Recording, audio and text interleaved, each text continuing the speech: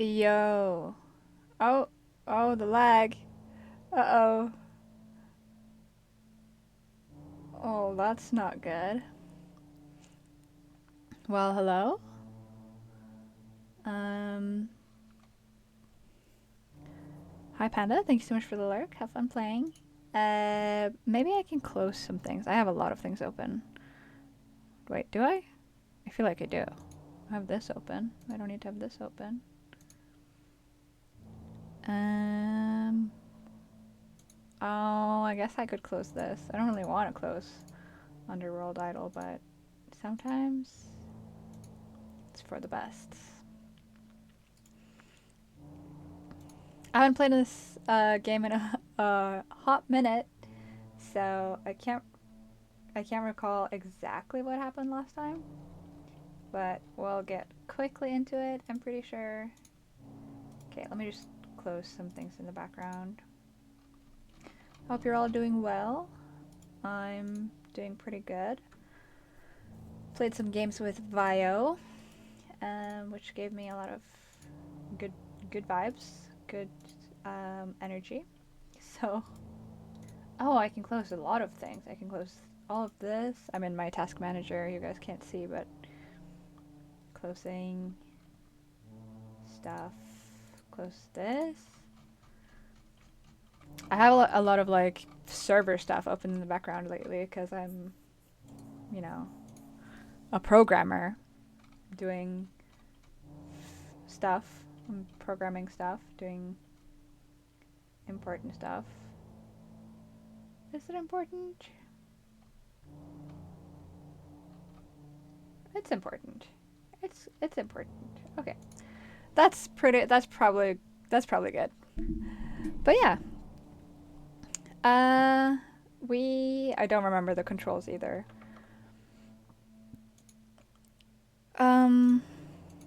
But last time, so we found this underground, like in the telephone box, there was this room underground, and we're following that creepy guy. the creepy guy who's like into my grandmother or something. Wow, this sounds like a really strange game. I promise it's only a little bit strange. It's very fun though. Let's see if I remember the controls. The cold, hard truth. All right. It's just enter. Beck leapt up, allowing the suction to yank her into the dark. Oh, and we went into one of the holes. I think we went into the one to the left, but I can't remember fully. I can't remember exactly.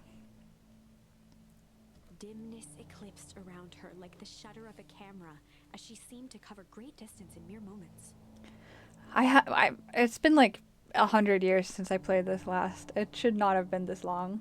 Her only points of reference were glints of upcoming turns, which approached with frightening speed, only to carom her gracefully along. She heard the tinny, distant echoes of Rollo's glee. Once she stopped fighting against it, the ride was impossibly smooth. Then, all of a sudden, as if minutes had passed in an instant, light blazed into view. A burst of wintry air snuffed across her face, and she was flung out into the cold.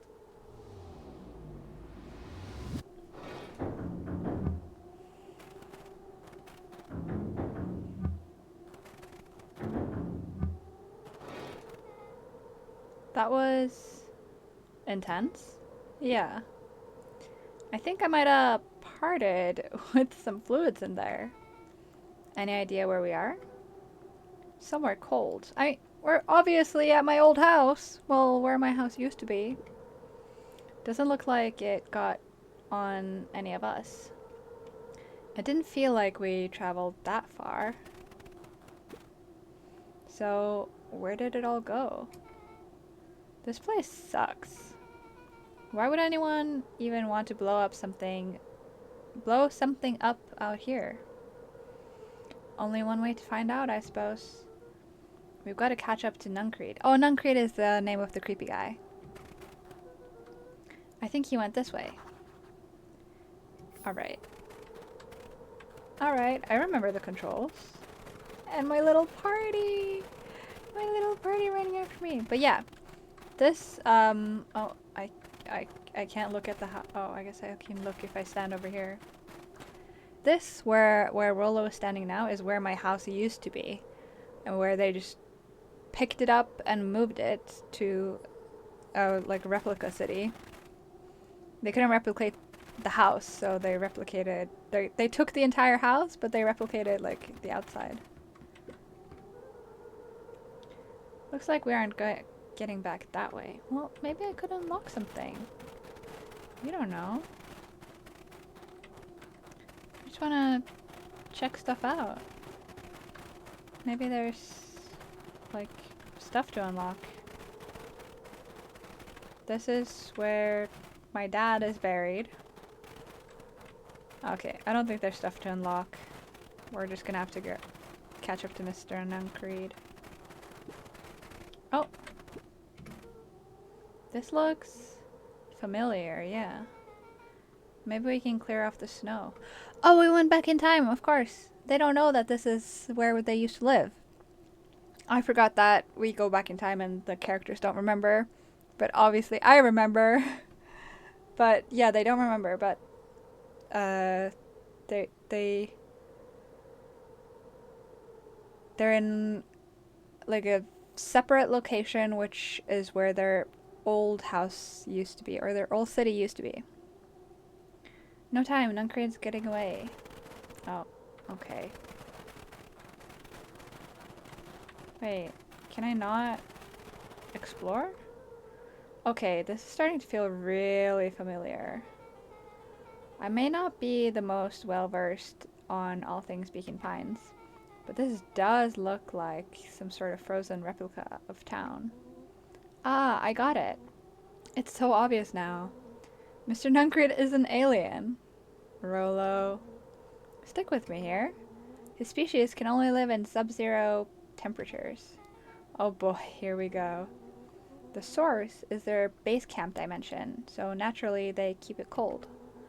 We found it by traveling through those metallic wormholes back there. The final objective, kill us all and shapeshift into a Beacon Pines citizens of their choosing. You never really had me, but you very much lost me there. You get used to it. We should keep moving. Alright, whatever.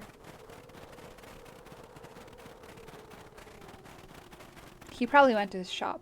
Oh, never mind. To the frozen town square, they spotted Mr. Nuncreed inching cautiously toward a pit at its center.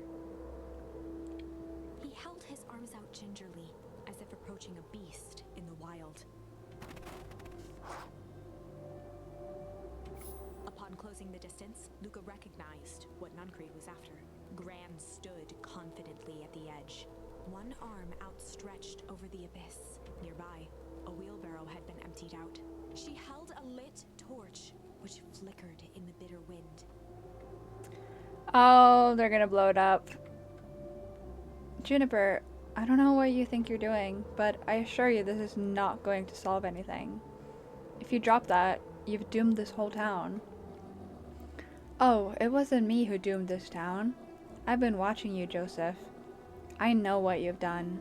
You and your conspirators. Conspirators? Is that the right word? Gran? Oh no! Not the sad face. What's happening?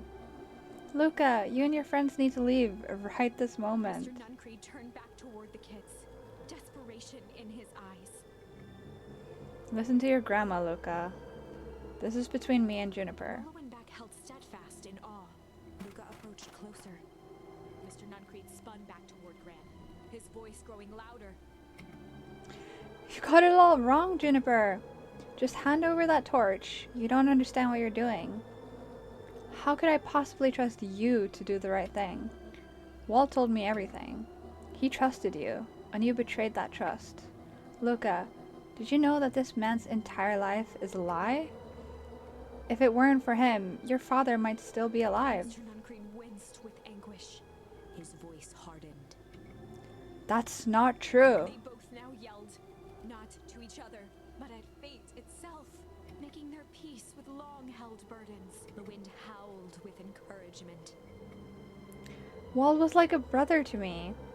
We just had different ideas of how to affect change. Very convenient that your way just happened to line your pockets. Now, that's not fair. They menaced at each other, both catching their breath. The moment balanced on a knife's edge. No, not my decision. Luca's mind flooded with questions. The wind calmed, as if to give him the stage.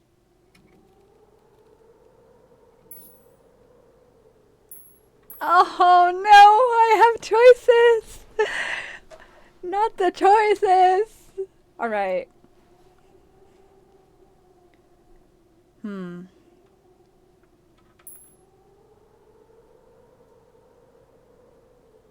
Hum? Perhaps? I feel like if I weep, it'll only make them more worried. Humming might distract them and lead us to like a different path. And in the stillness, he began to hum. After the death of his father, Luca had trouble sleeping. Each night, his mother would sit at the foot of his bed and hum a gentle melody. It was the only thing that could calm his mind. The only thing that, however briefly, could make it all seem okay. That melody pervaded every memory Luca had of his mother. Shivering in the raw snow, he began to hum it out loud.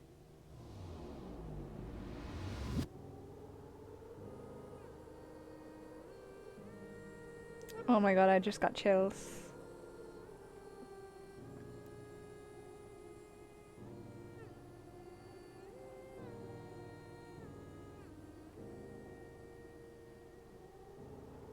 That's beautiful. Gran lowered the torch, listening closely.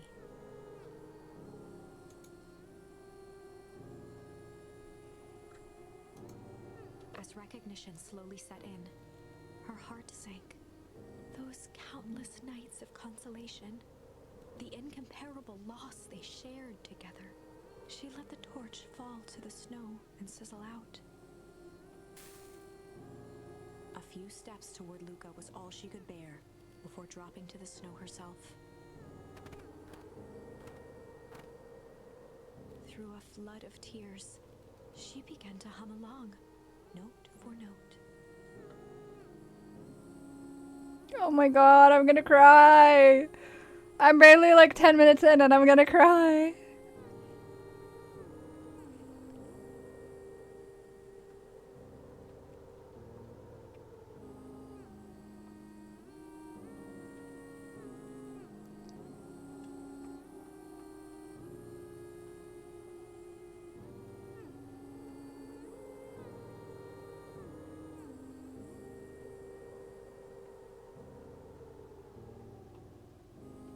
Luca lifted his head in astonishment.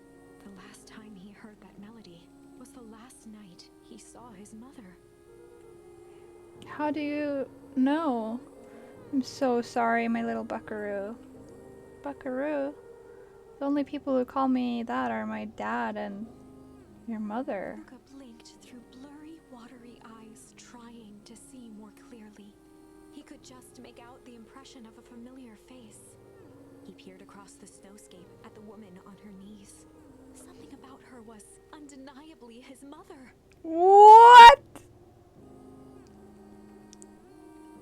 Well, what? Smaller, older, changed. Mom? That's right, buckaroo. Mom. Luca sprinted as fast as he could toward his mother. What? This game has the most insane plot twists. This game, like, there's so many things I could never have predicted. There's a lot of things which I think that, like, you're supposed to predict and you're supposed to, like, dread. You're like, oh no, like, Gran is evil. And then turns out she's not, and she's not even his Gran. Oh my goodness. What? I'm shocked. They held each other close, and the cold retreated from their bodies. Eleanor? I thought you were gone? You should have known I would never abandon my son. Eleanor looked down at Luca, tightening her embrace in an appeal for forgiveness. How?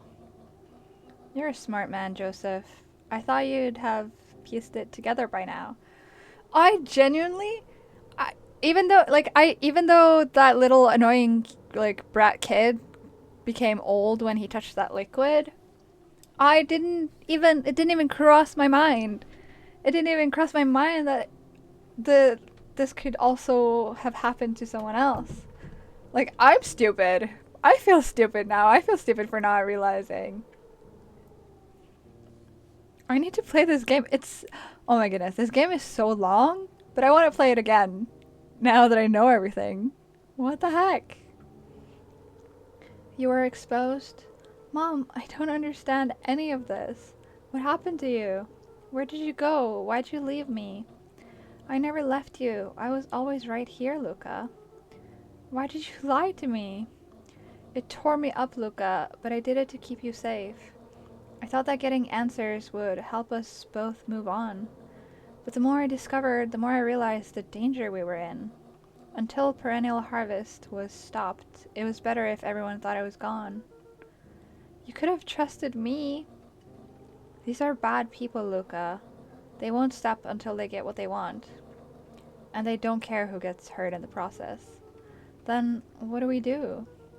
We have to stop them. Joseph slumped into the cold, wet snow. They can't be stopped. This is too big. I tried beating them at their own game. I'm done fighting fire with fire. For the first time in a long time, her voice felt like her own again. No more lies. I see now. There's a better way to stop perennial harvest. The cold, hard truth. Luca gazed down at Nuncreed with pity. He looked small. Joseph stared into the snow, as if searching it for answers. Come on, everyone. We've got a party to crash.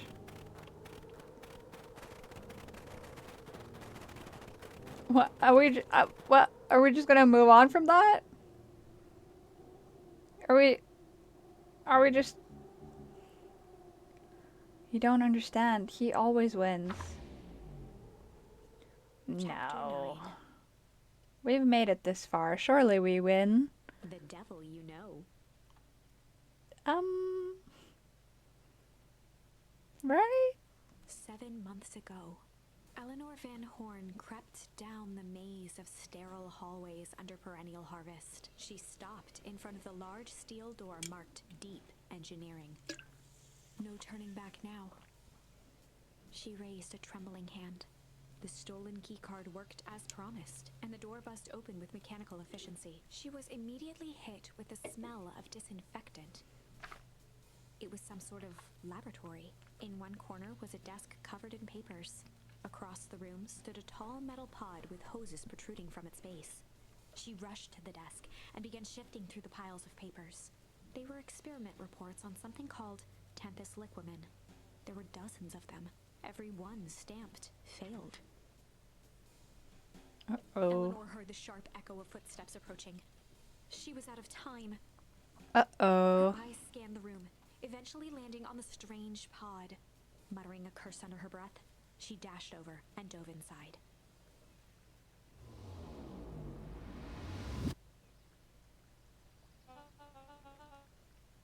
And that is what change is all about.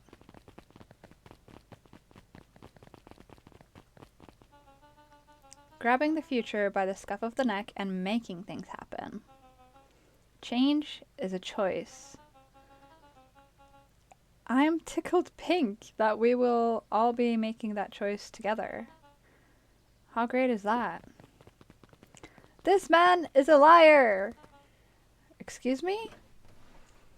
I will not. This town has a dangerous secret, and perennial harvest only exists to keep it hidden. Nonsense. They picked up the whole damn town and moved it right under our noses. This is true. You aren't making any sense, dear. Mr. Kerr addressed the crowd with a sarcastic tone. Imagine such a thing. It's absurd and just plain impossible. They promised they could fix the foul harvest. They told us they would clean this place up. We just had to leave town for a few days. But while they had us evacuated, Mrs. Hartford, I'm afraid I'm going to have to ask you to. You're afraid of a lot of things, aren't you? You sniveling little worm. This is growing tiresome. A little help, please? Don't you all see? This festival is a sham. An excuse to have the whole town gather in one place. They're planning something awful. I don't know what, but these people are wicked. Don't listen to her. She has absolutely no proof. I am the proof. I'm Eleanor Van Horn. Hi, welcome back. Mwah. Here's your kiss. How is your gaming? Whispers filtered through the crowd. Well, aren't you just sneaky as the dickens? We all knew Valentine's fertilizer was too good to be true, and now this whole town is paying the price. Ladies and gentlemen, I am so sorry about this disruption. My associates will take this obviously disturbed woman somewhere comfortable, so that she can get the help she needs.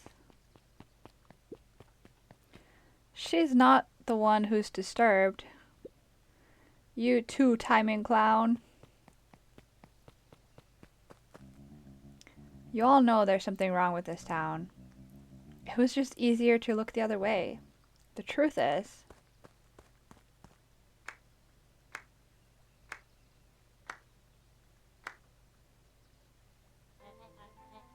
that's quite enough, Mr. Nuncreed. Torment dragged on Joseph Nuncreed's face. Yes, sir. Take them away. No, I want them to see this. Ah, the tempestuous? Tempestuous? Is that how you say that word? Eleanor Van Horn. You've been quite the thorn in my side. Like a weed that's buried in where it doesn't belong. Who is this guy? Who is this little kid? Who does he think he is? Like, the story's... He's never been important. Why is he important now? I must confess, you look dreadful. He paused for a moment, plucking a piece of fuzz from his sweater and discarding it to the ground. Consider yourself in rare company. You've managed to pull one over on me. It won't happen again. I knew you had some sort of plan to disrupt our little party. But alas, I expected something a bit more impressive than incoherent rambling. No matter. Your failures are yours to bear.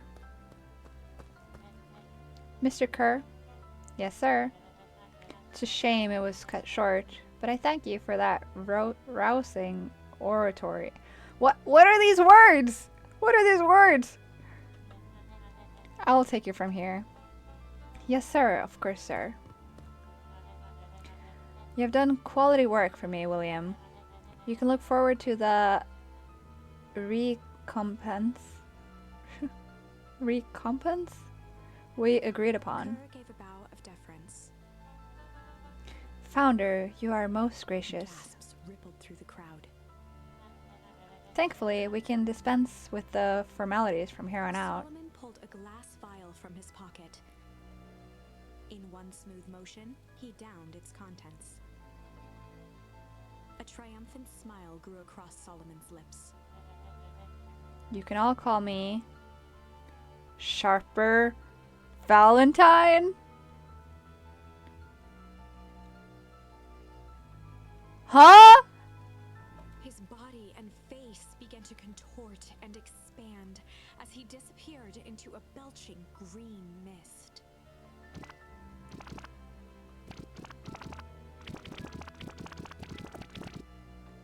A hushed horror gripped the crowd. This is a story What? about change.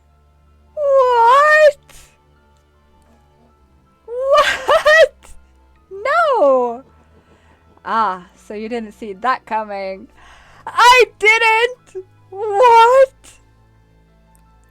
I was like, why is this kid speaking? He is so unimportant to the story. Why does he think he's the main character?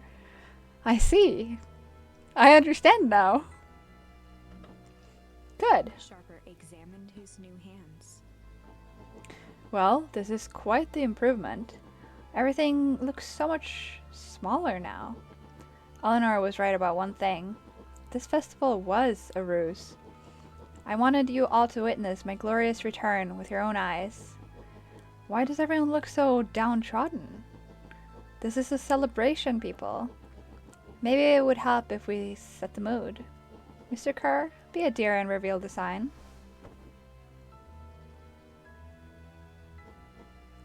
Sharper Valentine Festival? That's not what we were promised. Ha, wonderful. Sharper choked out a crude squawk of a laugh. Frustrated grumbles sprinkled through the crowd. Sharper, you malicious bastard. Alright, nice. I'm glad you're back, so I can tell you to your face. You destroyed this town. We ain't gonna let you get away with it again. Sorry, this is not the time for audience participation.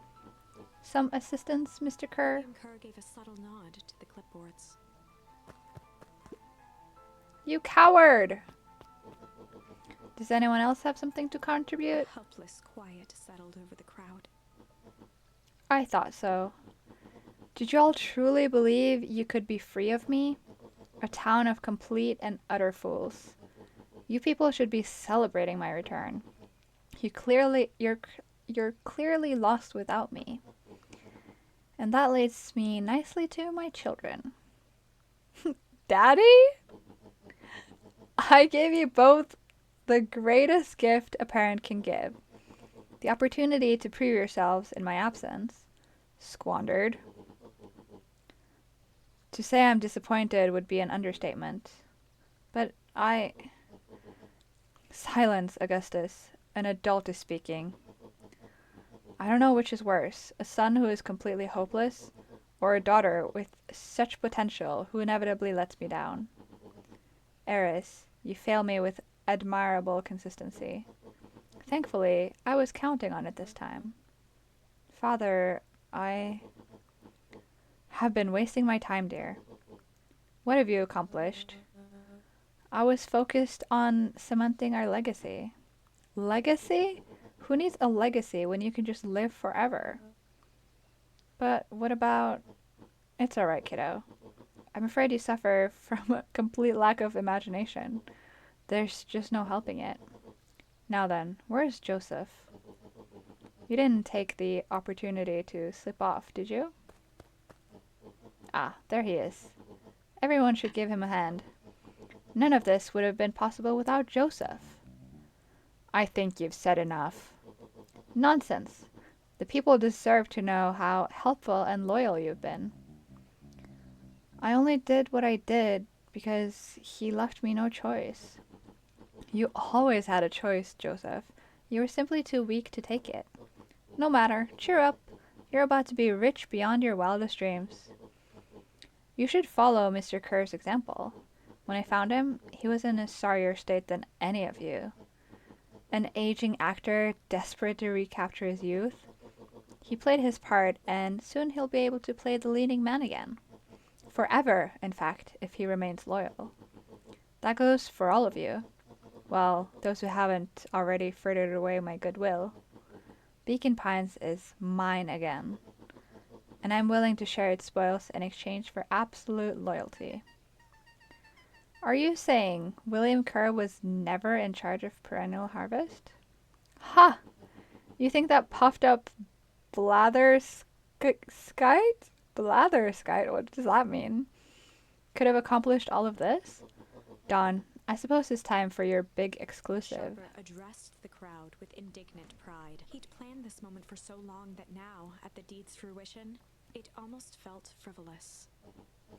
You see, I needed a figurehead to hold things down while I orchestrated my return. Someone to misdirect, lie, and bilk this town for a spell. So I invented William Kerr. Take your bow, you've earned it. Mr. Kerr flourished a preposterously elaborate bow.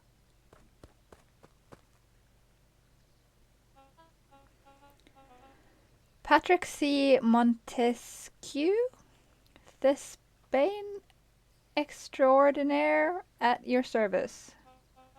I have no idea what I just said. Founder, I just want to thank you again for this opportunity.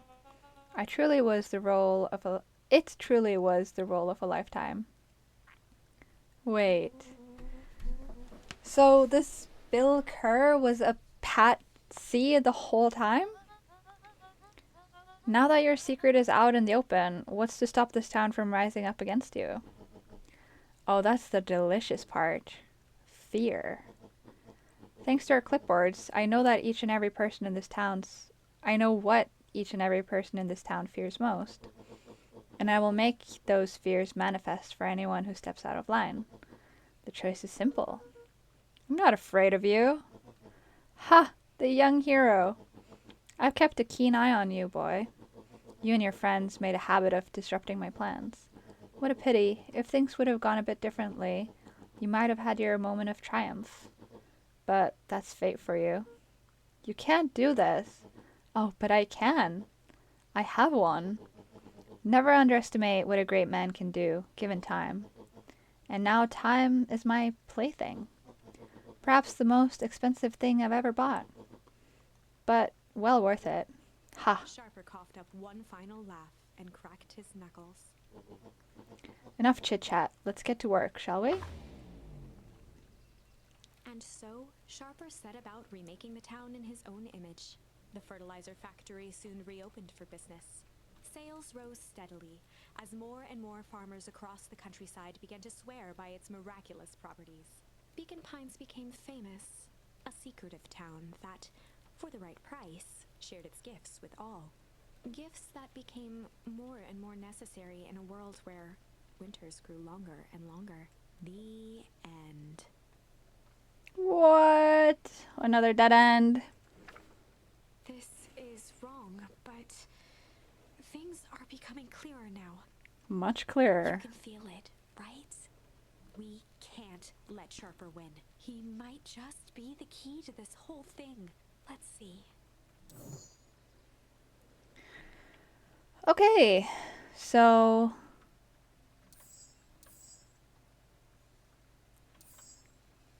alright, so let's see what we haven't tried. We've tried everything there, everything. Not everything. We've not tried to weep here. And we've tried everything there. We have not tried malice here, so I think we'll try malice there after we try weeping here. And in the stillness, he began to weep. It was all just too much.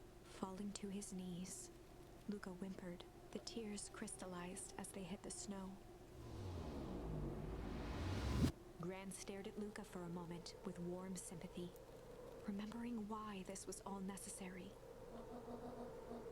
This will all make sense soon, Luca. Then everything can go back to normal. I promise. She stiffened up and brandished the torch at Mr. Nuncreed. You can't hide behind those people any longer, Joseph.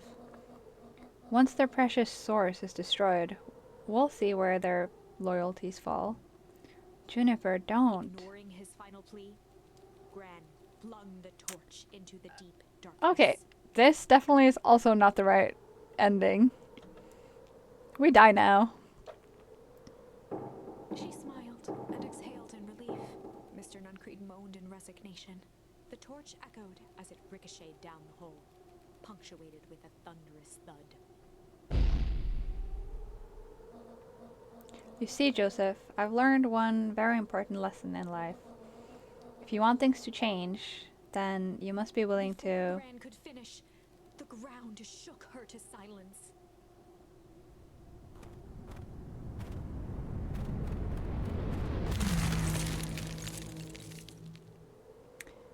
Yep. We died. Glenn only had time to spin around and run to Luca.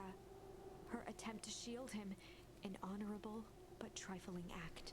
Unflinching love, pitted against an unthinking horror, there was no contest. Her warm embrace froze in an instant. That is where they remain, fixed in place, forever. And so, our story ends on this melancholy scene. In a town brought low by its secrets, sits the frozen statues of a misguided band of meddlers. The end. Well, that was dire. On the bright side, we finally figured out where all the ice is coming from. Now, we just need to find a way to deal with a mystic, unfathomable force of nature. We got this. It's Malice time.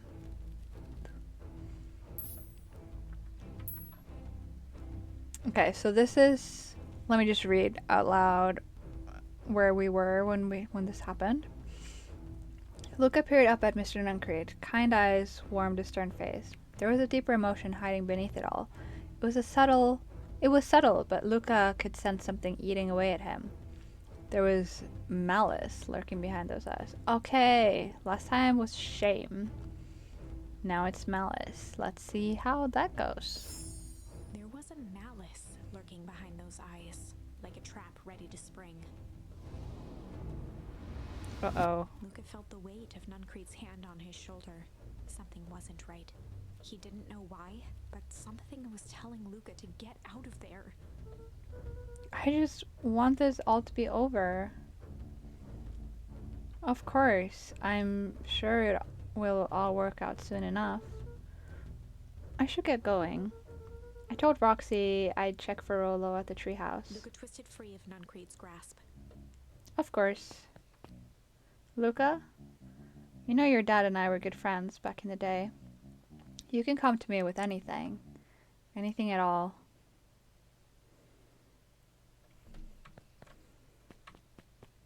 Nope. I'm leaving. You!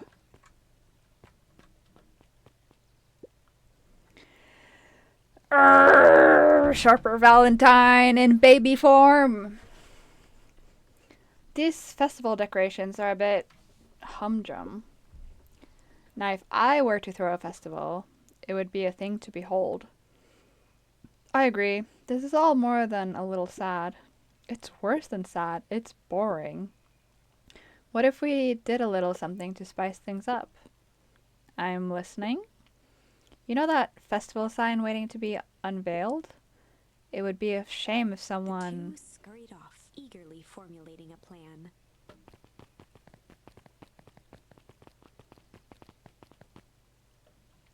Okay, I already know what's gonna happen there. Let's see what wise words we get here. He looked down and muttered in a gruff voice. Mama always told me my problems would look smaller once I grew up. But my problems always seem to grow right along with me. Heavens, I sense big trouble ahead. Uh-oh. Identify yourself, please. Nellie Modwell. I work here now. I'm unable to locate you on our staff roll. Oh, I don't officially start until tomorrow. Mr. Kerr said I could come in early tonight to get a few things done. Hold, please. Clearance authorized. Thank you. Our harvest awaits. Okay. Whoa. You could get a wrench to the noggin sneaking up on a guy like that. Don't scare a man while he's junkin', sonny. Evening, Geoff. Jeff? Geoff? Jeff? I don't remember how you say that. I think it's Jeff. Isn't it kind of late to be junkin'? I might as well ask the same thing of you. Find anything good? Bah, ever since Perennial Harvest moved in, even the junk is trash. You can learn a lot about a person by looking at what they throw away. With this bunch, it's all shredded paper and coffee cups. Well, I'd better get going. I didn't see nothing if you didn't see nothing. See what? Exactly. Can I talk to you? I guess not. Hi, Lucid. Welcome in. I cannot interact with you either. What about you? Can I interact with you? I guess not. Interact you? Oh. Is there anything else I can interact with? I don't remember. That's the wrong way. Going through treehouse. Hello. Hey, Jetson. Have you seen Rolo come this way by chance? Afraid not. As elusive as the fish in this here pond. Do I have anything new to fish? I don't remember. Do I? Oh, I don't. Oh, wait. How do I go back? X? C? V? Down? Up? Luca wrapped a twig of some fish. Alright. I did not mean to do that. I meant to leave.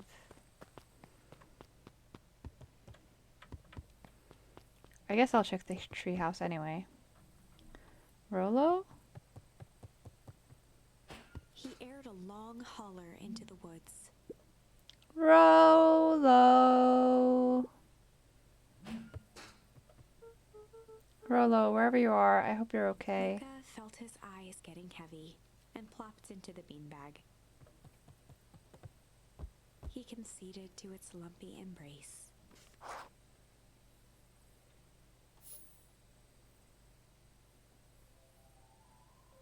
Once again, Luca found himself in a vast black expanse. This time, he knew exactly where to go. He took a single confident step forward. The world flickered and pulsed. He found himself standing in front of the frigid air of a blazing campfire. The source. He plopped down cross-legged and gazed into the cold flame, waiting. Soon enough, the fire began to die out, popping sporadically, until all that was left was a single ember. Lucas stood up and dusted himself off. He plucked the glowing ember from the cold ash, examined it, and slid it into his pocket, a keepsake. The voice of his father spoke behind him. "You made me proud, Buckaroo." Luca turned to face him. "Dad, what is this place?" A warm grin grew across his father's face. "A place where everything that has been and everything that could be all wait together." Luca found himself staring at his father's face, trying as hard as he could to memorize every single detail. Wait? For what? Another voice spoke out as Luca's doppelganger stepped forward. No! "That's up to you." Without knowing why, Luca began to weep. Is any of this real? Are you real?" Luca's father bent down to smudge away a tear. "Of course. I'm as real as the part of you that misses me." Luca turned to look at the older version of himself. "And you?" The doppelganger choked back tears. "I'm as real as the part of you that's angry he's gone." Does that make sense? I don't know. Does it? Tears. Luca laughed. "I think so."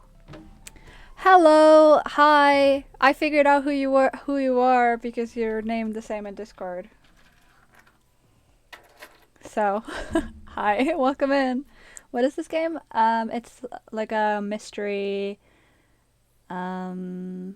adventure puzzle type game about kind of like time travel-y because it's a mystery and I keep getting like dead ends and then I go back in time when I have a new clue and then I continue another path. It's really interesting and there's so many plot twists that I genuinely would never have like realized it, but they're not like plot twists where you're like, what, there was no like sign of this. It's just that I'm stupid. Like there have been signs and I just did not realize them. But Man, it's so good, and I'm so excited to be back playing this. I want to finish it. I don't know how much I have, like how far I am into the game. I think I'm over halfway though. It's very, very interesting. His father pulled him in for an embrace. Time to go, buckaroo. Luca was startled from his dream by a banging on the floor. Are you in there? A commanding voice rumbled from below. That's not Rolo. Just as Luca sprang to lock the entry hatch, the door knocked open. Uh-oh. I don't like that. Dangers big and small. Luca stumbled back. He heard the rope ladder creak under significant weight. Keeping his eyes fixed on the hatch, he inched backward to the balcony. As his hand grasped the door handle, Luca froze. A large figure clumsily wriggled up through the hole.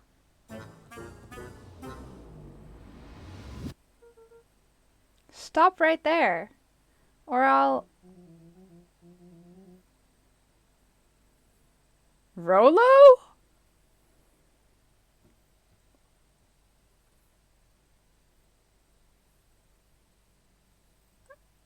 Is this Rolo's big brother who I've never heard about? Or did Rolo grow up real quick?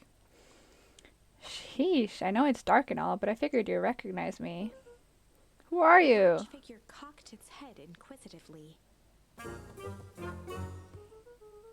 Stop now or I'll clobber you with a baseball bat. Whoa, whoa, whoa, take it easy. Luca, you need to get your eyes checked. It's me, Rolo. Oh my goodness. Of course it is. Of course it is. People can grow old in a matter of seconds in this world. So I know this, but I thought that I didn't think that you could, well, I guess Sharper Valentine kind of just did it, but I wasn't expecting this. Nice try, but I know you aren't Rolo. You're like one of his random uncles or something. Where is he? Haha, uncle? Luca, quit messing around. It's me. If it really is you, prove it. Flamin' chicken coop, Luca. Luca's jaw dropped. He peered more closely at the man standing in front of him. Something about him was undeniably Rolo, only bigger, older, changed. How? What happened to you? When I was running away, I ran into more people in those yellow suits. They grabbed me and dragged me away. What? Where did they take you? Dunno. They threw a bag over my head. It was cold and smelled like a swimming pool. I think it was an underground lab or something. They made my hands all big. Look. Rolo proudly presented his hands to Luca. Pretty sweet, right? I mean, it wouldn't be my first pick for a superpower. But beggars can't be choosers. Rolo, it wasn't just your hands. My feet too? Dang, Podges made me new shoes. Wait, Luca, why are you so small? Luca moved to the side and pointed Rolo to his reflection in the balcony window. What the? His hands shot up to his face. Holy Toledo! Rolo, what did they do to you? They made me drink some sort of green crud. Ew. Actually, it wasn't too bad. It kind of tasted like licorice. I passed out and woke up like this. And then I sorta smashed open my cage and escaped. Whoa, you smashed open a cage? Kinda. At least I think I did. It's all a bit of a blur. They had you in a cage? Who are these people? I don't know who did this to you, but we're gonna fix it. Fix it? This is awesome! Well, I'm just glad you're safe now. Luca, you don't need to worry about me. Sure, I got snatched, but look at it this way. I got snatched. I know where snatched people go. We may finally have a lead on what happened to your family. Well, I know what happened to this family, but they don't know because we're back in time again. Maybe you're right, but this all seems dangerous. Danger, ha. Rollo shadowboxed a few jabs. I'll take 'em all on. Hey fellas, what's up? With a yelp, Rollo dove behind Luca. Ah, take cover! Did I come at a bad time? Who the heck are you? This is Beck. Sorry, something truly bizarre just happened and I need help. I didn't know where else to go. So you're just hanging out here with your large adult friend? Ah, no, this is my buddy Rolo. This is your missing friend? One and the same. He seems a little old. I'll have you know, this is a recent development. What the heck does that mean? Oh, I'm sorry. You're the one who just showed up out of nowhere. So we'll be asking the questions here. That's fair. How'd you find us? Your silly little treehouse? I think you mean our silly little mission control. I hate to break it to you, but your secret path isn't so secret. And I could hear your racket from a mile away. See, Luca, this is why we need to improve security around here. Not now, Rolo. Beck, you said something bizarre happened? Yeah, but She shot a nervous glance at Rollo. anything you can say around me, you can say around Rolo. This has been a weird day all around, hasn't it? Yep. Beck's eyes narrowed. Okay, so it all started when I made it back home. Oh, it's her mom, isn't it? My first order of business was to try to salvage my hair. So I dyed it with some stuff from the chemistry set my mom gave me. Okay. Just need to play it cool and hope no one notices. Notices what? Oh, nothing. I was just... Come over here and let me have a look. Oh, honey, what in the world did you do to your hair? I just kinda felt like a change. This is going to take forever to grow out. You were the one who said that change was a good thing, right? I was talking about your mother's new job. I was talking about us moving. Well, I guess I just took your lesson to heart. Ilona tried to put on a smile. Before I forget, I came up here to tell you that Nellie had to go into work. Tonight? Her and Mr. Kerr decided it would be good for her to get some things done for tomorrow. That Kerr guy seems like a grade A creep. Oh, he is. He is. Beck. He is! He is! He is! He actually is! Him and his weird cult of personality. You are not going to ruin this job for Nellie. It means too much to her. Oh, I know exactly how much it means to her. It means enough to take her... It means enough to her to exile her daughter to this podunk town. Oh, that was hard to say. This place sucks. The people are weird. You just don't know them yet. It's always cold. We're in the mountains, you'll get used to it. I can't even pick up a single decent station on the radio. It's all banjo music and farm reports. You know, I grew up in a town not that different from this one. Is that why you're better at talking to plants than people? Okay. So here's what we're gonna do. First of all, you're grounded. What? In the morning, I'll have Nellie come and see what we can do about fixing your hair. You need to look presentable for the festival. But what's wrong with blue hair? There's nothing wrong with blue hair. Not another peep. She sighed, and after a moment, looked down at Beck sympathetically. I know moving is hard, honey. But that doesn't mean you have to make yourself miserable all the time. Other people seem to have that covered for me. Oh, and if you decide to rebel by dyeing your hair more, She flashed a sly grin and tousled Beck's hair. I'll just shave it off for you. Think of how rebellious you'll look then. Very funny. Thank you. Good night, sweetie. Good night, Mom. Wait. First of all, this town does not suck. Second, you need help because you got grounded? No. I'm sorry you got in trouble. It's my fault your hair got screwed up in the first place. Don't worry about it. I actually kind of like this look. Great. Can we get back to the story now? The next part is the important bit. I have this radio I upgraded with my mom, and I was too angry to sleep, so I tried to dial in something worth listening to.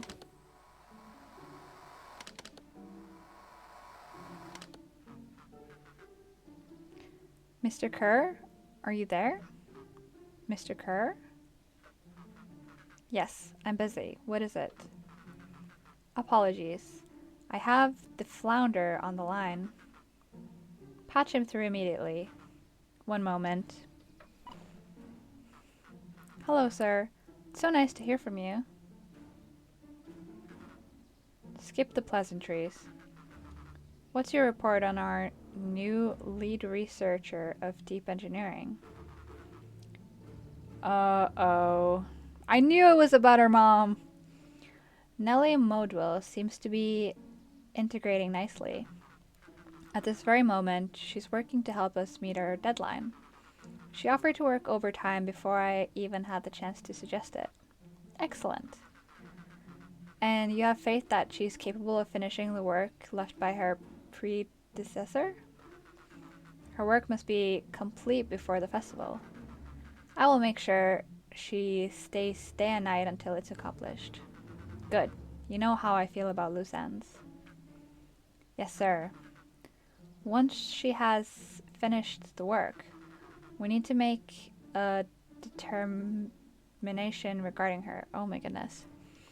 We need to make a determination regarding her. Oh, regarding her long-term prospects in the company. Immediately, sir?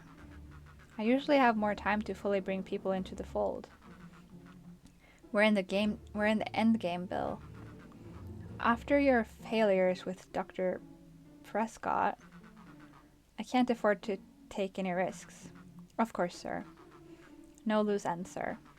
Once she finishes the work, she will either leave the office completely committed to Perennial Harvest, or she won't leave at all. Perfect. Sir, if I might suggest, maybe we should delay, just for a bit. Oh?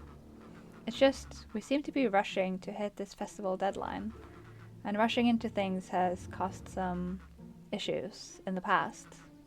I see. Please understand that I just want what's best for you.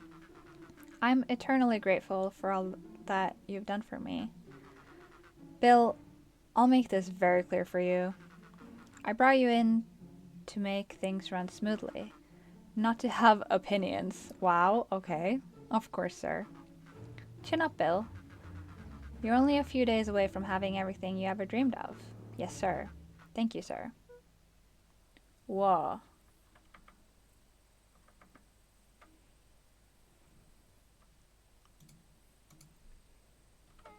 Yeah. Just so we're clear, when they said loose ends, they were talking about murder, right? Like actually killing someone? Capital murder? Luca gave Rollo a quick elbow to the ribs. Who is this founder? Oh, founder! I read flounder. I thought it was like a code word. I thought it was a code word for like a name, but it said founder. I can't read, okay? This is my issue. I was hoping you guys would know. Nah, as far as we know, Kerr is the top banana at Perennial Harvest. No, it's Sharper Valentine. He sounded scared of this founder guy. So we have an even topper banana on the field. What the hell is my mom caught up in? Has she talked about the job much? Not really. She said she was going. Oh my gosh. She said she was going to come in and continue the work of someone she respected. Luca, do you think that body at the warehouse was the person Beck's mom came to replace? That would make sense. Beck, it seems like Nellie's predecessor got loose-ended. I'm getting that impression. Okay, so we need to get your mom out of there before the festival happens. That's 2 days away. Won't you just come home after work? The creep on the radio said they were going to hold her there until then. So if she's not coming out, we gotta go in and get her. Flicked a large sheet of paper out of her pocket and slammed it on the floor. Maybe this'll help. You have blueprints? Well, it's really just a welcome map from my mom's PH orientation day. But it shows the layout. Sure looks like blueprints to me. Look, here's the reception area. There's a big room marked Founder's Office. It even has the exits marked. Guys. We have a deadline. We have an objective. We have blueprints. You realize what this is, right? Rolo started to wiggle with excitement. I think we're heisting! This is officially a heist. Chapter 6. The Heist. Yes! Let's go! They spent the night's end huddled around that small map, formulating a plan to infiltrate the headquarters of Perennial Harvest. It would be no small feat. A modern facility equipped with all manner of technology, not to mention the swarm of clipboards that would most certainly be scattered throughout. By the time the sun began to peek through the car window used as a makeshift balcony door, all were in agreement. This could just work. The final day before the festival would be used to prepare. They'd need to pool every resource at their disposal, pull every favor with a thread. Even enlist some unsavory characters around town with important tasks only they were suited for.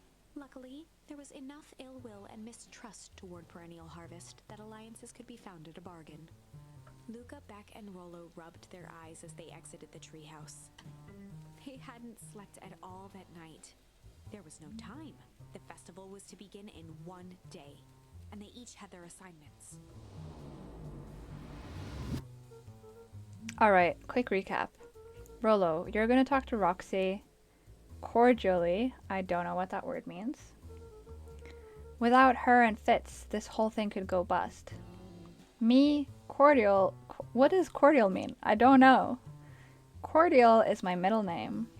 Uh-huh. And how do you explain your new... Looked vaguely at Rolo's sizable figure. Wait, 1 second. Do I have a hotkey for this?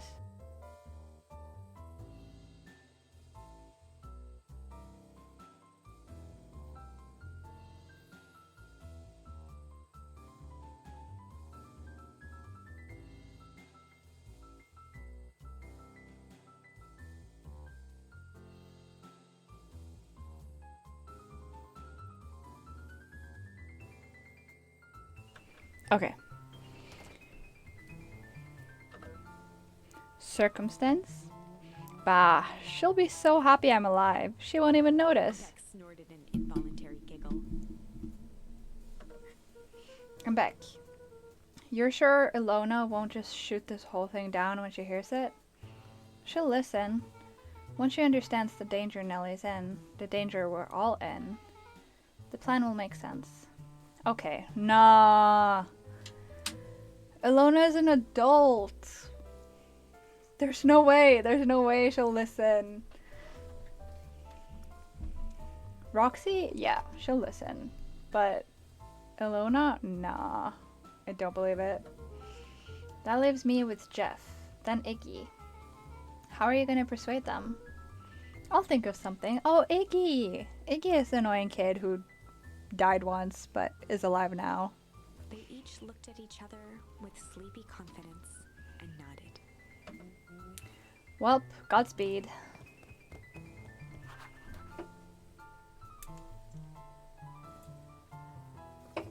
All right.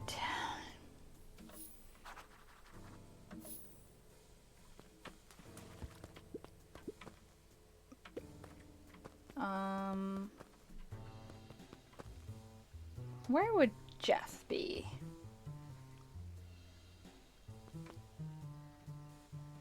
Where would Jeff be?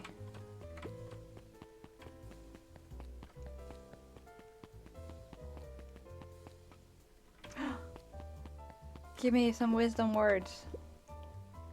Undaunted, he shook his head. Over? No. Endings are merely a state of mind.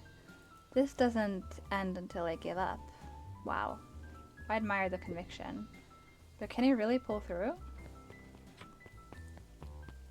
I hope so. Maybe Dawn can help? You ever wondered why an agricultural company employs an army of survey takers? The clipboards? They say they're just trying to make us happy. Do they want to make us happy? Or just figure out what makes us happy? An important distinction. They apparently just want to know what makes us scared, or like what we fear.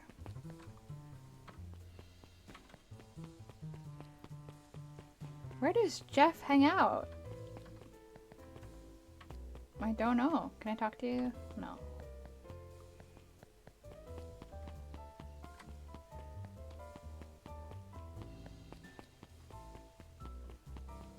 Oh wait, I forgot you can go down here. Hello. I can't speak to you. Okay.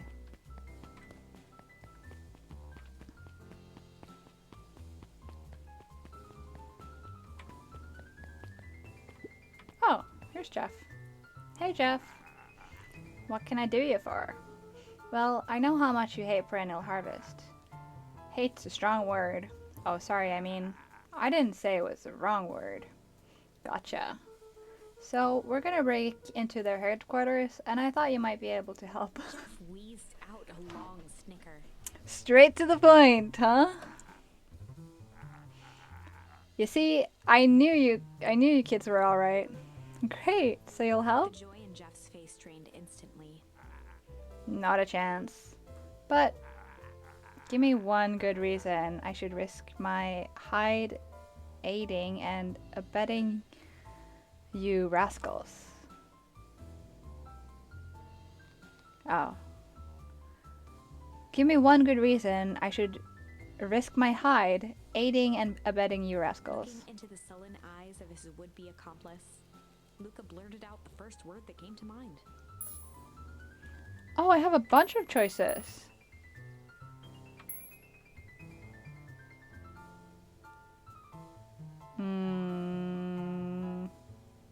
Because everything is gonna go to shit if you don't? Or just straight up shit. Yeah, it's all shit. I still ain't helping. Ain't that some shit? Let me try again. He wasn't ready to give up so easily. He shouted out again. Junk. Yeah, what of it? Sonny, I've got more junk than a king has copper. Ain't interested. I think the right answer is gonna be fight. So I'll try hide first. Hide? Jeff's brow perked up. What'd you say? Go ahead and hide then. Subtraction, Luca carried on with vigor. Let a bunch of kids do what needs to be done. We're not afraid. Jeff's scowl faded with a sigh. Say what you will about old Jeff. Oh my gosh. I can speak. I know how to speak. Say what you will about old Jeff, and they all do. But you'll never hear him say, I hid from nothing. One good stomp of the foot was all Jeff needed to drive his point home. What was it you kids needed? Some sort of disguise. Oh, never mind. Hide was the right answer. Let's go. I've got just the thing. And while we're at it, that crate should come in handy. This ain't gonna be free, you know? I'm thinking 5 bags of sour gobs should cover it. Put it on my tab? Luca offered out his open hand to seal the deal. With a firm and dusty grip, Jeff reciprocated. Done. Swing by first thing in the morning. First thing in the morning? We don't have time for that. In the morning, it's the festival.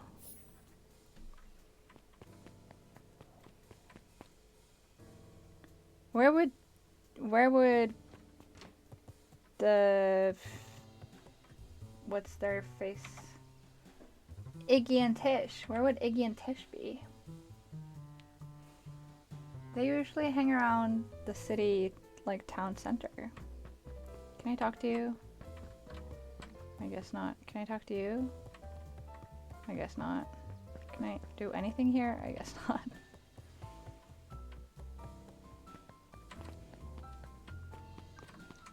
Have I ever been inside here?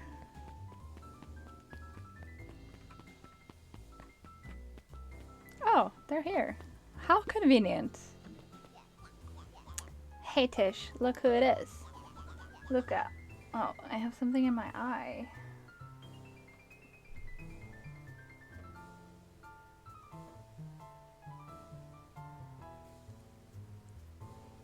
Okay. Oh, I still have something in my eye, but I don't think I'll get it out, so it'll just have to be there.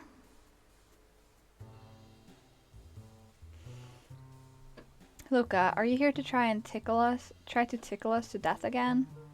Look, just hear me out. Iggy raised an eyebrow suspiciously. We're listening. Iggy, I know we've both been giant bags of shit to each other. Iggy gave a reluctant shrug. You're not wrong. But lately, life's been kinda strange, you know? Iggy considered the point. Things have been weird around here. So I'm offering a truce and asking for your help. What do you say we break our hostilities, at least for now? We do like breaking things, even if a truce means less breaking things. What if I told you there was a way to have a truce and break stuff? Go on. I need you to cause a distraction so I can sneak into Perennial Harvest HQ. A wild-eyed grin spread across Iggy's face. My, Luca Van Horn, I'm impressed. And after this is all done, maybe you and Tish can come hang out at the treehouse sometime. Iggy glanced over to Tish, who nodded in agreement. Fine. But not because we want to see your crappy treehouse. We just like to cause chaos. Quick nod, Luca was off. Alright. Did you hear that, Tish? He gazed up at Tish with a smile. He invited us to hang out at the A treehouse. tear ran down Tish's cheek.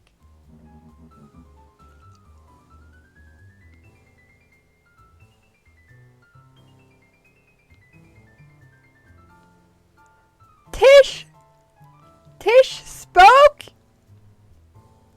This is the first time Tish has said anything other than yup. Oh my goodness, we're in the end game now if Tish is speaking. I never expected this day to come. How wonderful. I didn't know Tish could speak. Into the hive. A good heist requires preparation, and thorough preparation takes time, something they had precious little of. So far, everything was in order. Jeff, Iggy, and Tish all agreed to do their part. Beck radioed Luca that night with a simple and covert message. "We're locked and loaded on my end." And Rollo, after a lengthy confession, managed to persuade Roxy and Fitz to help. He stowed away in mission control for the night to avoid attracting attention. Rollo, being uniquely suited for the role, would be the first to breach Perennial Harvest. The outfit provided by Jeff wasn't perfect, But a convincing disguise is 10% wardrobe, 90% confidence. Oh, this is gonna be Rollo took good. a few vigorous breaths and shook out his arms.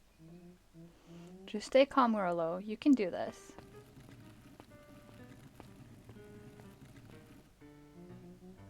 Got your delivery here. Delivery? I don't have anything in my notes about a delivery. One moment.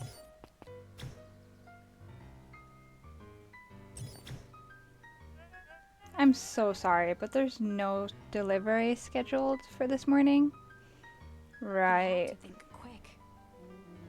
That's because this goes directly to the founder.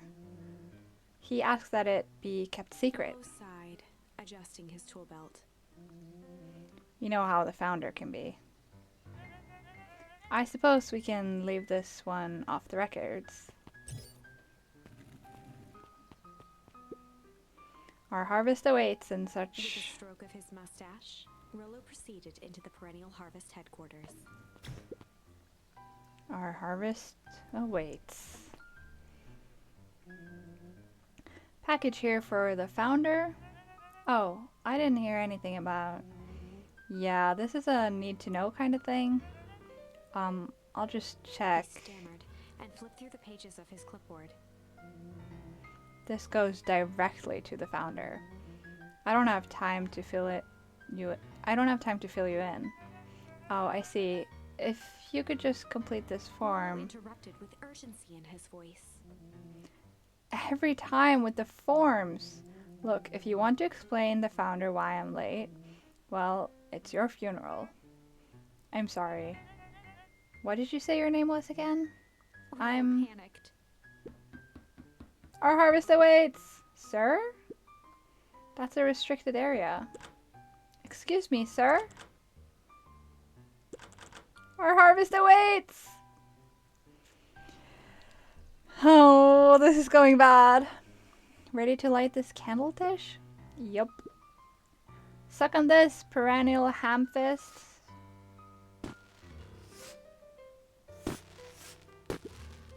What was that? Distraction was enough for Rollo to regain his confidence. Just open the damn door. I've got a job to do. Ford fumbled around in a frenzy. I should check on that noise. Oh, come on! Just buzz me in already. Okay, okay.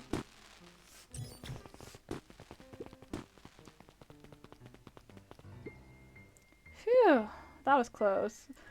That was so absolutely unreal. Like, that should not have gone well. Our harvest awaits. Hey, I figure when in doubt, stick with the classics. Well, that was a close one. But you pulled it off. Nice work, Rollo. Alright, everyone knows what to do? Yep, deep engineering is to the north. I'll go with Beck, in case she needs some muscle. I'll head to the founder's office. You two be safe. I guess it's gonna be in here. That's odd. There's not even any cups for the water. That is kind of odd.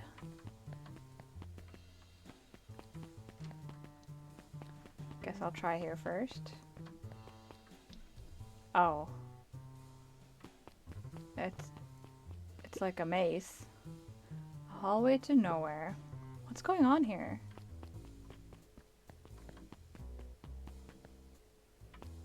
What the? What? Uh-oh. Solomon? Solomon stopped in his tracks. No! We're busted! Luca? What are you doing here? It's a long story. Are you okay? A veneer of confusion flashed across Solomon's face. His words rushed out dramatically. No, I am most certainly not okay. Some strange people grabbed me and... Were they in hazmat suits? Yes. How did you know? They brought me here and locked me up, and when they were distracted, I ran. Dang, okay. You should stick with me. We've got a plan. Solomon's facade. No! No! We're busted! And we don't even know it yet! We don't know that this is Sharper Valentine in this timeline. Ah! Okay. Rip? For real. Solomon's... Oh, she read that. I don't even need to. I was just screaming because I know we're screwed. We? Yeah, Rollo and Beck are headed to deep engineering. Thank heavens you found me. We've got to get out of here. We can't leave just yet. But they'll catch us again. I've got to do something first. When you were running, did you happen to see a door marked Founder? Oh my... I'm so mad. Founder? Why are you looking for him? I'm not. I just need to get into that office. Now that you mention it, I do think I saw a door that said Founder. It was just down this way. This way. A plaque above the door. Office of the Founder. Knocking comes with consequence. Oh, here it is. So it is. Bro is trying to make us go the other way! Of course he is! It's pretty lucky that I ran into you, or else I might have missed it. Truly fortunate. Luca tried the handle. Locked. Solomon leaned forward to examine the mechanism. Regrettably, it seems to be some sort of electric lock. I don't see how we could possibly defeat a lock like that. Luca smiled and looked at his watch.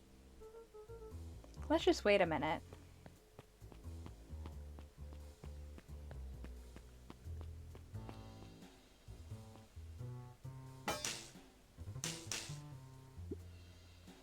I don't know what's sort of funny business you're up to, but I like it. She mimed a quick hat tip and ambled off with a whistle. Howdy. Good afternoon. The light on the keypad changed from red to green.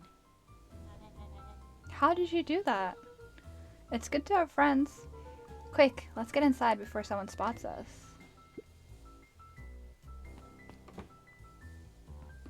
Luca switched on his walkie-talkie. Is Luca not, like, questioning how Solomon came from this room and there's no other door? Solomon was in this room for a reason, Luca. Please. Please. Rollo, I'm in. As expected, there's a control panel. Great timing. We're stuck at locked door marked 24601. Need you to get us through. What if someone catches us? We should get out of here. I'm not leaving my friend Solomon. On the computer screen, a green cursor blinked in a password field. Surely you don't have a way to get around the password. Luca pecked out his best guess. Underground secrets. The screen blinked to life. Columns of green numbers glowed on a black background. How did you just guess that? Oh, it's this absurd password Rollo heard when he was down here before. It's funny how someone arrogant enough to call themselves the Founder uses such a basic password.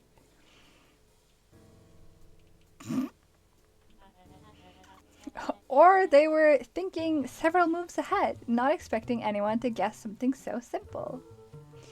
Wow, I wonder why Solomon is so defensive. It's almost like he has some sort of connection to the Founder.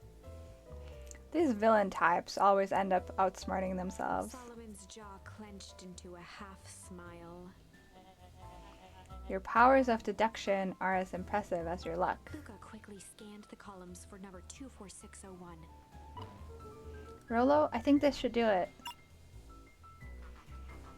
Bingo bango. Doors open. Luca, you never fail to impress. What is that slippery loud even doing down here? We have a friend whose mom is in trouble. We're here to get her out. I see. Okay, Luca, I think we're close. The next door is marked that number. Once again, Luca scrutinized the numbers on the screen. In that moment of distraction, Solomon reached forward and pressed a large red button. Maybe this one opens the lock.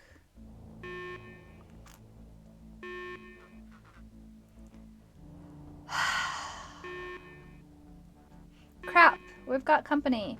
Luca, must go faster. One sec. I can't think with all this noise. Quickly skimmed the screen with his finger. Here it is. Go, go, go. Curse these fumbling hands. My apologies, Luca. Don't beat yourself up. I know you're just trying to help.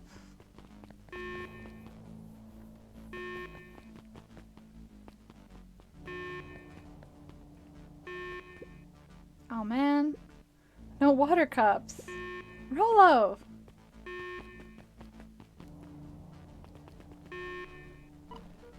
Rolo, are you okay? Rolo, come in.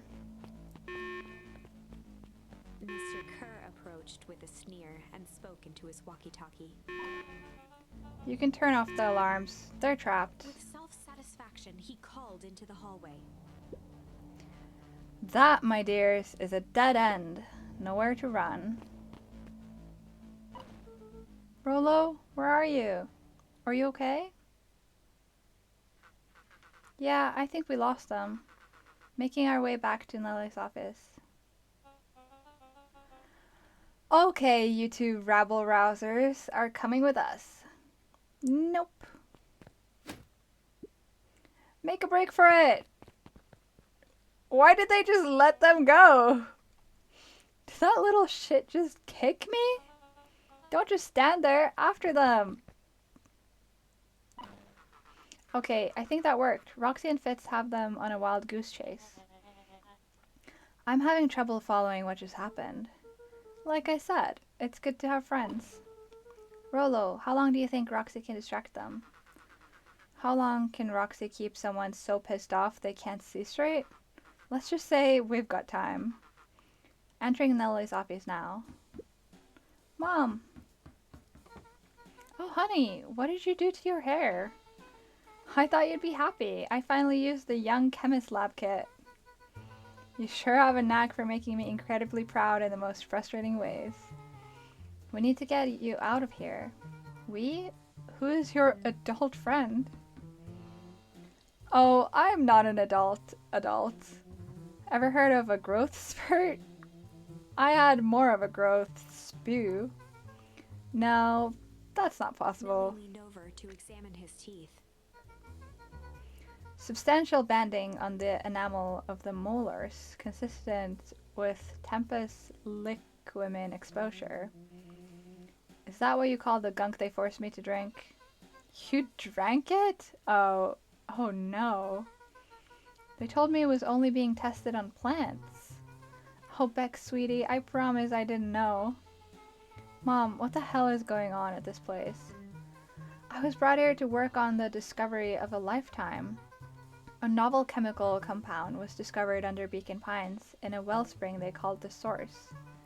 They named it Tempest liquamen. It pulls energy from its surroundings in order to fundamentally alter matter's relationship to time. It was the secret to Valentine's fertilizer. They harvested the source, infusing small amounts of Tempest liquamen into the product. It worked wonders, drastically accelerating plants' growth. Crops would be ready to harvest in a fraction of the time, but it led to complications. The foul harvest. Perennial Harvest came in to clean up that mess, to succeed where Valentine failed. The Tempest liquamen is rebellious. Rebellious? You can think of it as a manifestation of change itself. It's volatile by its very nature. So the more you try to force it to do a specific thing, the more it resists, yes. I can relate to that. My role was to finish the work of my predecessor, Dr. Prescott, harnessing Tempest liquamin to reliably manipulate an organism's age. Just imagine how many people we could feed. Mr. Kerr was very insistent that we achieve a successful result before today's festival. But you didn't, right? Millie sighed. You know how much I love a good puzzle. I poured myself into the problem. It wasn't until I discovered oddities in Dr. Prescott's notes. Oddities? They contain obvious errors, mistakes that someone of his reputation would never make. So I fixed them, and now I get to replace my entire wardrobe. I really am truly sorry. Meh, those clothes were all hand-me-downs anyway. Sounds like Dr. Prescott figured it out, got cold feet, and intentionally sabotaged his own work. I had considered that possibility. I've sent a letter asking him to clarify his thinking. Mom, Dr. Prescott is dead. Kerr had him killed. What? I overheard them talking about it on the radio. It's why we gotta get you out of here. Now. Wait, the vial. I finally solved the chemical equation, allowing direct control of aging. Mr. Kerr picked it up just before you came. All the more reason we gotta hightail it. Luca, we've got Dr. Modwell heading your way now. Roger that, be careful. Alright, everything's on track. And what's your plan for escape? We'll go over everything when they get here. In the meantime, maybe we can dig up some more info. Oh, I have to move. I was like, I'm watching a movie right now. Malice 80 proof whiskey. A hard drink for a hard man. Wow, even his alcohol is arrogant. Muttered inaudibly. I should just smother you right now. What's that? I said, I shouldn't bother you right now. Don't be silly. You're no bother at all. Let's see what else this bad boy has on it. Security system, time card logs, payroll. You know, for being so evil, this guy sure is boring. Solomon once again muttered under his breath. Just you wait. Huh? Oh, nothing. Luca tugged on each of the cabinets. Dang, this must be the good stuff. They're all locked. Perhaps he's not as careless as you suspected. Well, maybe the key is, like, here? Oh, I guess I'll go around. Looks like the founder was helping Kerr plan the festival. Why would such a secretive leader be obsessed with a party? Only time will tell. Luca held his hand up to the ashtray. Still warm. He must have been in here recently. Can I go smell your breath? I'm really sorry you got dragged into this mess, Solomon. You needn't worry about me. Well, I feel bad either way. We're gonna get you out of this, I promise. With a subtle, quivering lip, a smile crawled across Solomon's face. They heard the trampling of frantic footsteps from the hallway. Can we please can Luca figure this out, please? It's so frustrating that I know, but Luca doesn't. Lock it, lock it, lock it. Locked. That was close. When we left Nellie's office, it was swarming with clipboards. We barely got away. Did they follow you? Rolo? Before we start tossing blame around, is it possible someone ordered a pizza? Would love to hear your thoughts. Definitely not pizza. What now? Don't look at me. I'm officially retiring from the heisting business. We're so sorry for the inconvenience. We just have a few quick questions. Are they robots? I swear to God. Let me think. Can someone watch the door? Of course. Everyone else huddle up. Oh, Solomon's gonna open the door. Oops. I think this little caper has gone on long enough. Solomon, no! Hush now, child. The adults are speaking. Dr. Modwell, a brief reintroduction is in order. We've never met in person, but we have corresponded. You see, it was I who hired you. Solomon, the pathetic orphan child.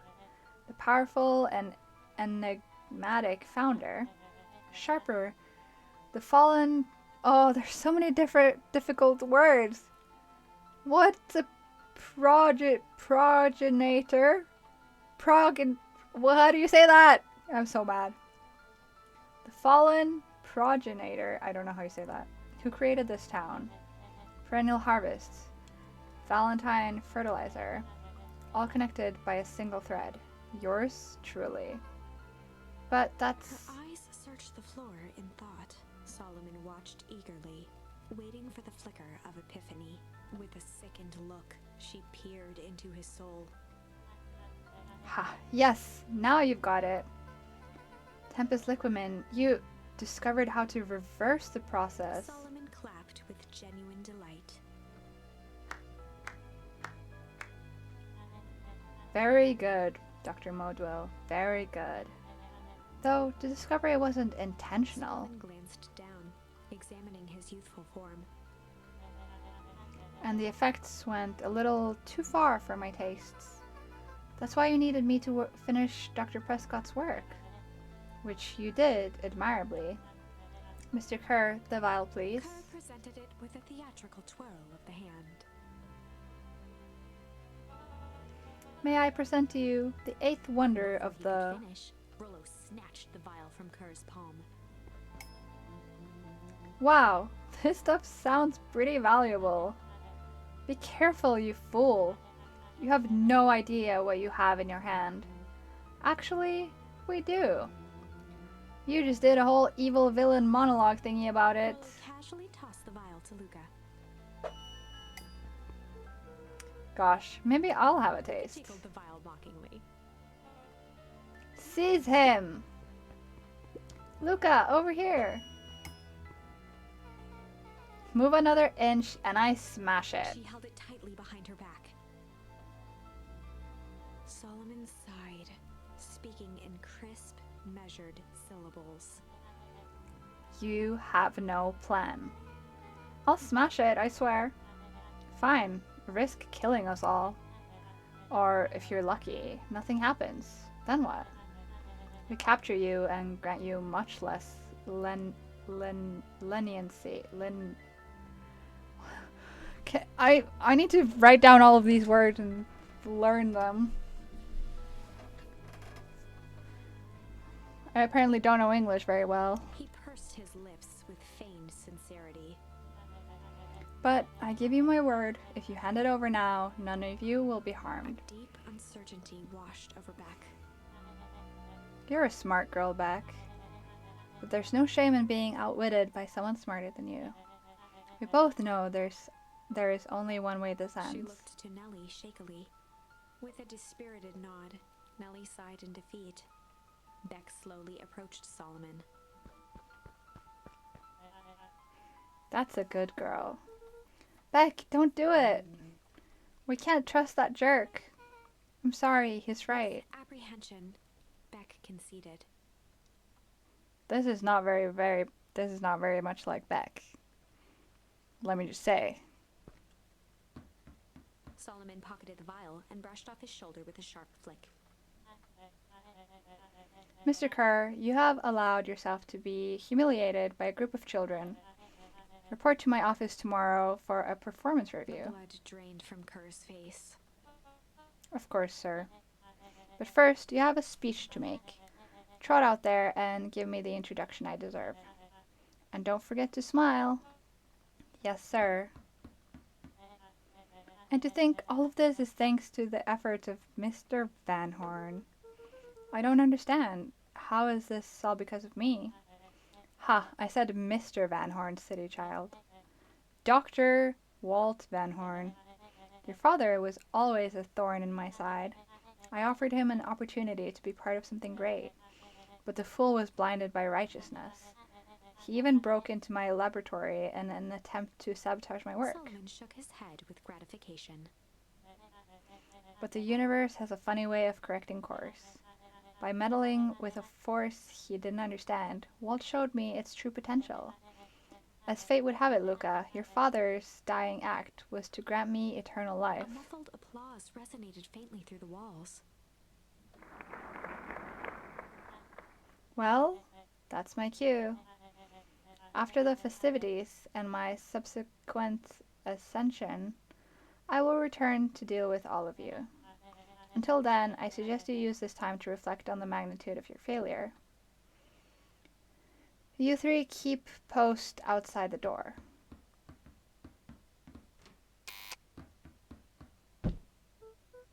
Well, crap. Can't believe Beck sold us out like that. I'm not sure she had any other choice.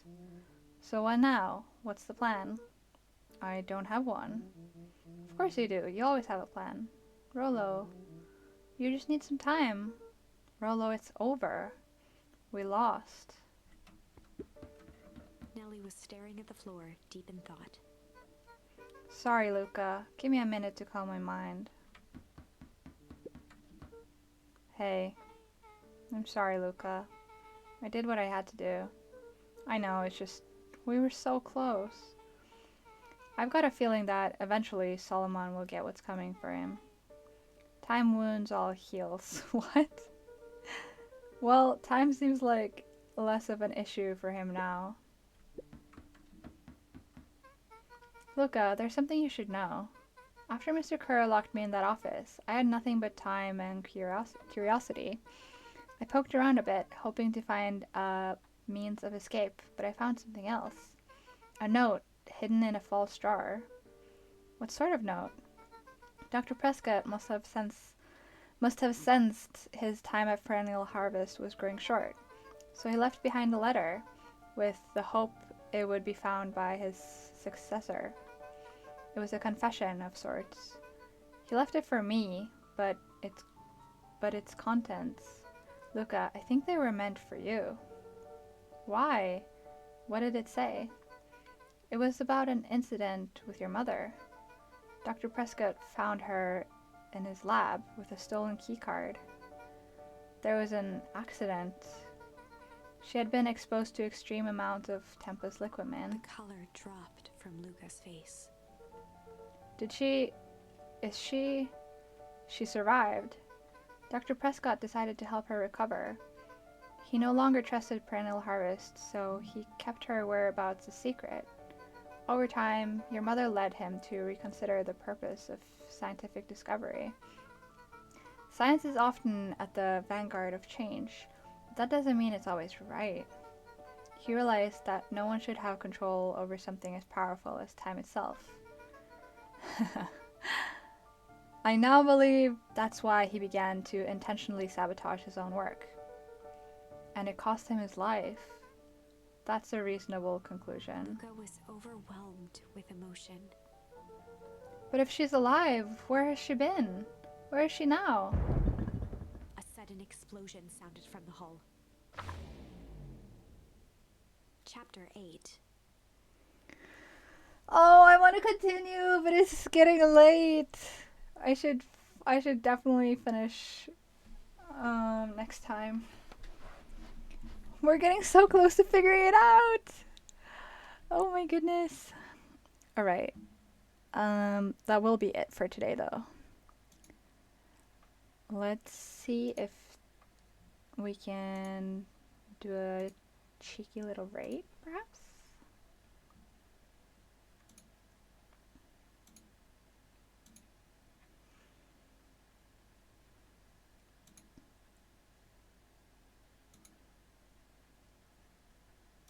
Lars and Dell are live together.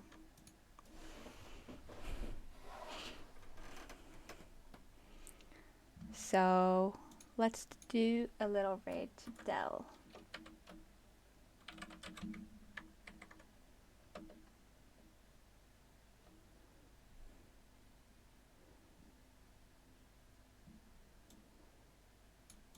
Alright.